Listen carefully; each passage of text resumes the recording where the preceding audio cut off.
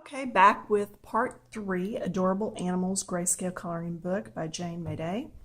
And we've been working on this little one, and I did exactly what I told you I didn't like to see, and that was I did the rust off the page. So I chopped off the last video, and we are going to continue doing some rust in other places. If you've missed the first 2 videos, you might want to stop here and go back and pick it up.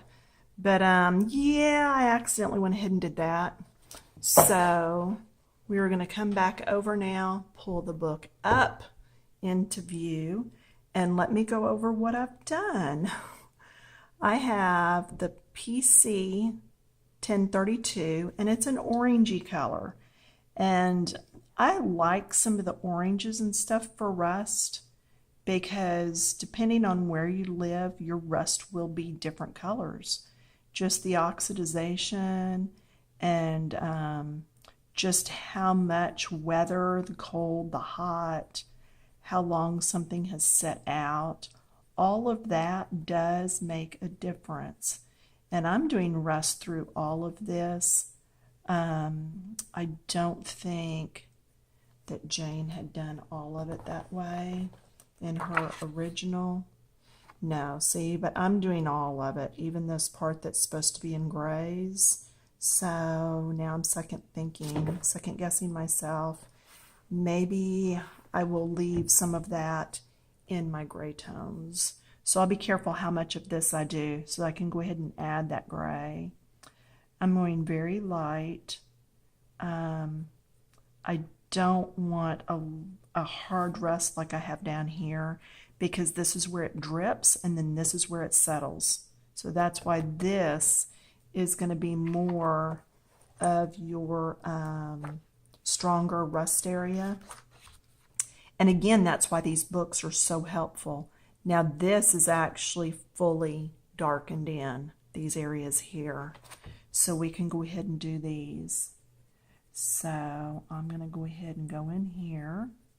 The lightest area is the lightest color that I chose. All right, so I'm going to get that in there. And then I can do the same thing down here. Look at me stopping to look in the camera to make sure, and I am in screen, so that's all good. So the lightest bits, and again, you choose the colors you like. I'm using 1032 on this one. And it's pumpkin orange, but it's just what I'm choosing to use. That's the thing with colored pencil. You get to choose what you want. There are no hard and fast rules on color. It's yours. You do what you want to. Now, this is raspberry and it's 1030. It has become one of my new favorite colors. And I just like how it's a deeper reddish color. So what I'm doing now is going over bug. I'm going between the darkest and what I had just done and just adding some color. All right, I'm going to leave this darkest dark for using with my next color. Same thing down here. Just getting some of that color in. Because where I use a color once, I try to use it in other areas too. Spread it around a little bit. It just is more pleasing to the eye if you can do that. It's like if you're doing a bouquet of flowers and you do a blue flower and 2 or 3 yellow flowers, that blue flower is going to jump out at you. But if you'll put in another blue flower or 2, it will knock it back and let it all look a whole lot more natural. Okay, now I'm going to come in with the brown that I chose. And I have 947. This is a dark umber. This is dark. Okay, I'm warning you now. This is dark. And I want it dark here because this back side is the shadow. So I'm going to pull that around. And then do it here too. And then I'm going to go back to my circles and I'm going over everything. I know. I usually go over everything with my lightest color and use that lightest color for the blending. And this time I just wanted to brown up that rust a little.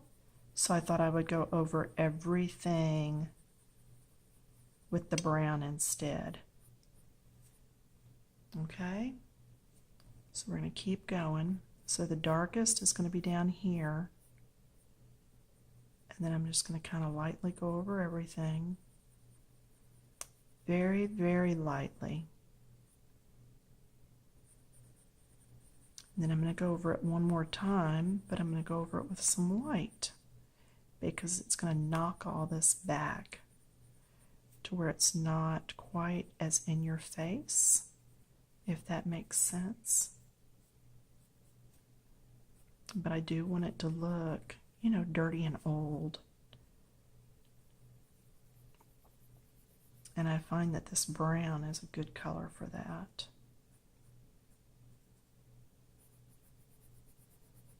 A little darker on this side, getting lighter as I come to the front, darker here, lighter as I come to the front.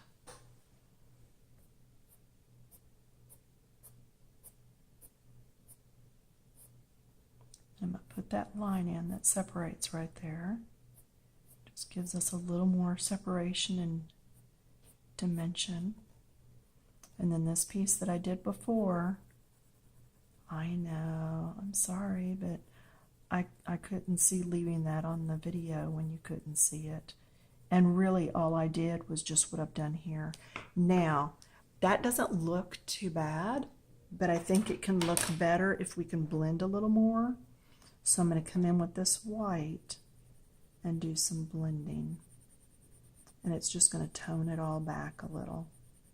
And I'm going to go outside my line area just to give it a little softer look. Let's just go ahead and make these handlebars white. Okay. Getting all this. But I'm using my white as a blender instead of a blending stick or instead of a colorless blender, because this way I am still adding color. You know what I mean? So in the overall realm of things, it should look better in the end. I know, did anybody else just think shoulda, coulda, woulda? Sorry. This will be the last video on this one for today. I may come back and work on this some more another time, but I'm gonna run a friend out to get an injection, and I will be gone most of the rest of the afternoon. But I wanted to get this up for the ladies over on Coloring Books Keep It Clean. I know there's a couple of them that are really wanting to color along. Now let's go back and see what Jane has done with this. Okay, whites, gray, and a little bit of shading back here on the back. Okay, so let's grab our grays that we used a while ago, or that I have pulled. Let's try 1054. This is a warm gray. So this is the lighter of the two, and it's not light enough. So, sorry as I reach across in front of you. Let's grab another warm gray that's lighter. It's French. Okay, where are all my warms? They're over here. This is a warm gray 30. I have them pulled for another picture. I'm going to be doing a large flower. What's it called? This one. Anyway, I'll be doing that one soon, and it will actually be for sale over on my Etsy page.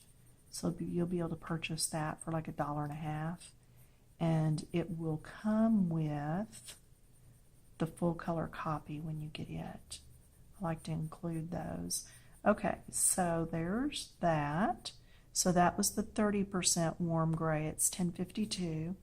Now I'm going to go to the next shade, which is 1054, and I'm at 50% now. So I'm going to come in and darken this and overlap just a little. And then I'm going to come in with the darkest one that I've got pulled, which is only the 70. Yeah, it's a 70% at 1056. And come up this edge. This is where it's going to make it look like it's curved around.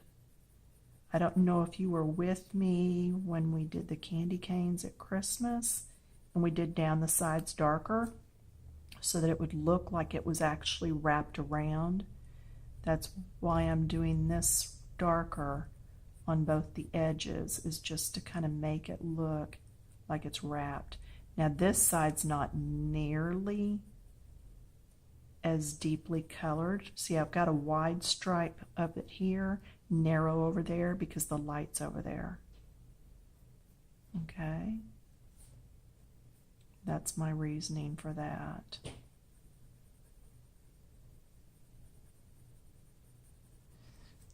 And then I can still come back in with my white. Let's say we just want to lighten the whole thing up some. Come in with the white, use it as a blender,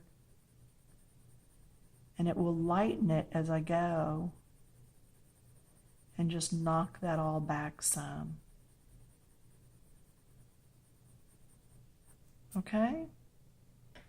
All right, so there's that. Let's see, let's go take another look. And again, you can look back and forth in her book if you've got it, or you can just wing it and go on your own. Yeah, see right here, there's just a little bit of shading, and I already did that whole thing dark. So that's one of those times where I just kind of went for it. But I am going to color just a little bit here. And then I'm going to come up this side just a little bit, just to help that look a little more rounded. White up through the middle. I'm sorry, yeah, that was the one that's 30%. So it's the 1052. Then back to my white, just to blend this. And that should help it to look more rounded. Okay? And see, I went into that and I drug the color up in there. My eraser's not right here, so I'm not going to erase it right now. I don't want to have to pause and go get it. But I could erase that back out, or I can just keep blending and see what it does. That's okay. I'm all right with that. Now I would do the same thing down under here and down here. Just a little bit of that lightest gray. Clean my pencil off. So getting that lightest gray, but I want that to look like it's kind of curved under.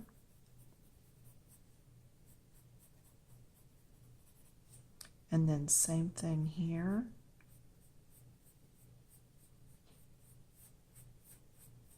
And depending on how you do with that, sometimes you don't even need to blend. And you're probably not going to see much of that from where you're sitting. But from where I am, it's just a very light coating of that brown, or that gray rather. And it just makes that look like it's curved on around there. Okay, and then this, I went on this side of it because it's curved around that way and it dips. So see how my hand is darker right here and lighter right here? Okay, that's what I've done right here. It's darker right here and then it gets lighter. Now it's rusted, so you don't see all that lightness, but it's lighter there. Okay, so there's that. Let's see. What else do we want to do? We've got just a few minutes. Let's go ahead and attack this, that top right there. And if you already did, then that's fine. You can skip this part. Now, I am going to do that in white. That light area, I'm just going to do it in white. Make sure that light source is in there. A lot of reflecting light off that. So just get that white in there. Okay, then I'm going to come in and do my darkest, which is this. And I know some of you are like, wait a minute, it looks fine just like it is. Yeah, it does, but watch what we're going to do to enhance it. We're just going to enhance the grays that are already here. And this is my darker one. This is the 1056.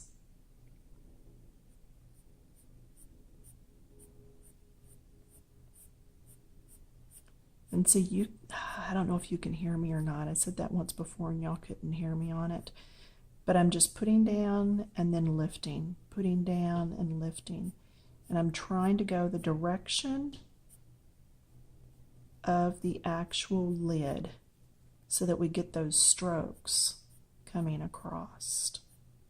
All right, do you see how that already looks better than this? All right, so now let's move over and let's do this other side. Now this side's not quite as dark, so I'm going to keep this more pulled back, so to speak. Just not as much pressure. Don't go as far over as I did before. Keep smaller, shorter strokes. Hopefully one of those little words helped you understand. Now I'm going to go to the 1054. I'm going to my 50%, and I'm going to come over the top and just come in some more. Light, light, light touch. Just dragging it across. This is why we put that white in first, so that we wouldn't cover it all up. It's harder to put white back in than if you put it in to start with. Now this is going to be even shorter strokes, and I don't know why I started in the middle. Should have started at the top so I would have known where I was. Okay.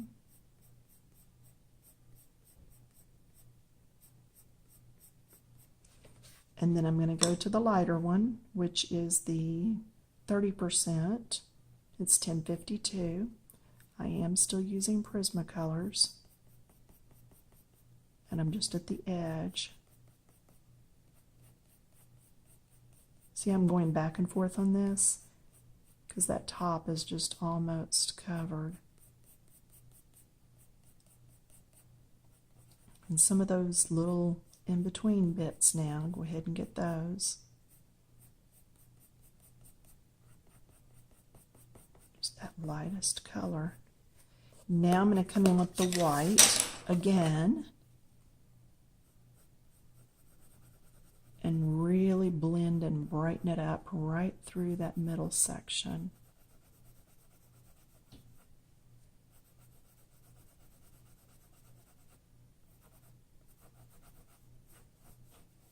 All right, so see, that did change the look of it. All right, so that's rust and metal. Is that a regular flower pot? I can see that as green. Wonder what color.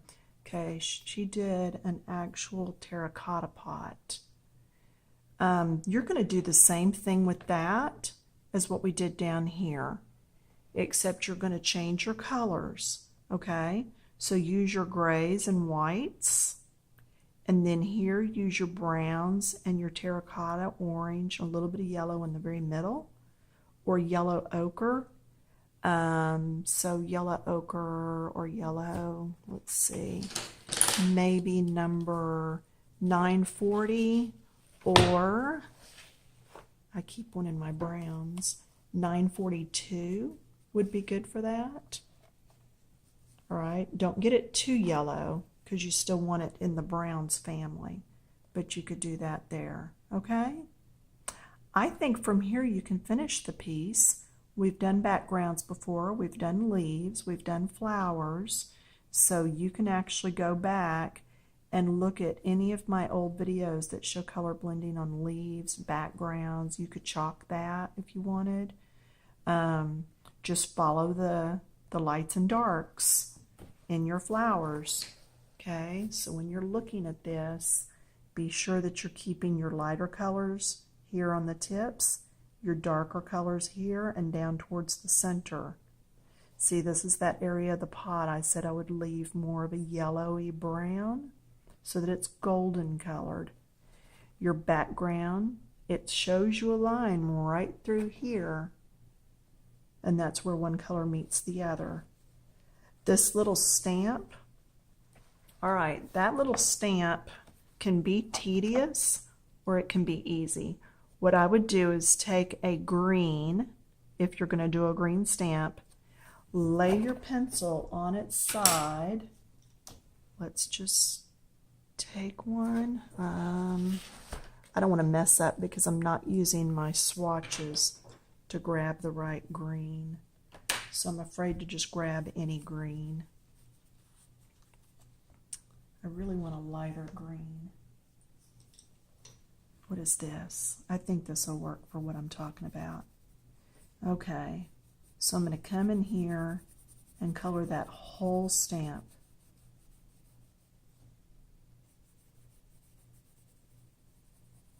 Okay, and because it's green, it's going to pull in the green from the leaves.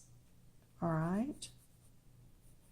Now, where the darker color is, that's where I would come in with the other green. And I really like these two greens. Are one of them laying out over here? Let's see. What is that? Nope. So let's grab one of these darker ones.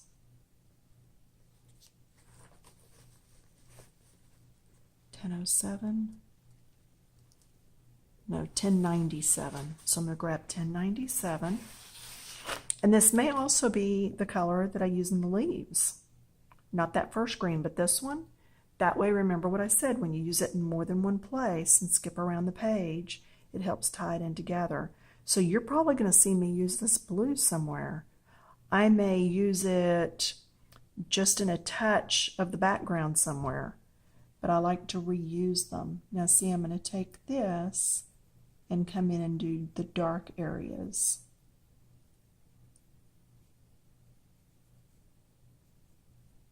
Okay, so, and you'll want, tell you, I love this Sargent pencil sharpener. It's got 3 different size holes in it, and I can really get a really good smart point on my pencils. Look at that.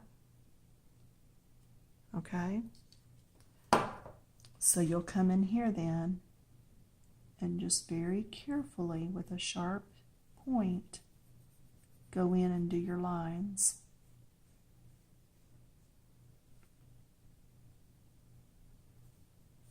Go around where it's got the words.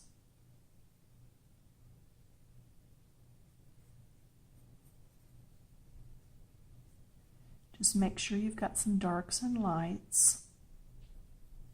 And I can use this same color the whole time as long as I use a little more pressure or a few more layers to make it darker and lighter.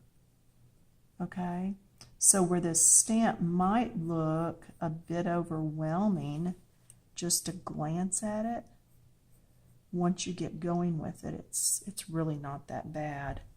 So I'm going to leave that color laying out too, because I think I will end up using that on the leaves. And I want to write that color on the back.